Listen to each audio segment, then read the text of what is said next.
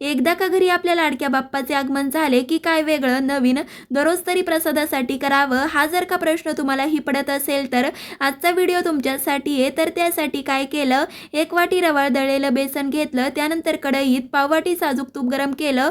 तूप चांगलं गरम झाल्यानंतरच घेतलेलं बेसन घातलं, चांगलं असं भाजून घ्यायचं. तर इथं पाहू शकताय बरंचसं बेसन भाजत आलं. पुन्हा ह्यामध्ये 1 मोठा चमचा साजूक तूप घातलं. आता मात्र मस्त असं खमंग हे बेसन भाजून घ्यायचं.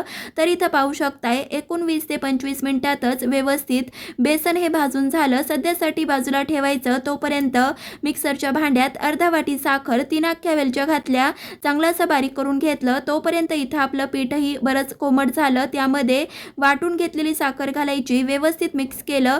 काजू बदामचे तुकडे घातले, हाताने चांगलं कालवून लगेचच लाडू बांधून घ्यायचे.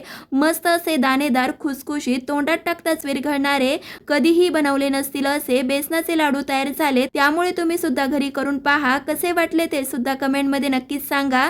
लाईक शेअर सबस्क्राईब ही नक्कीच करा. धन्यवाद.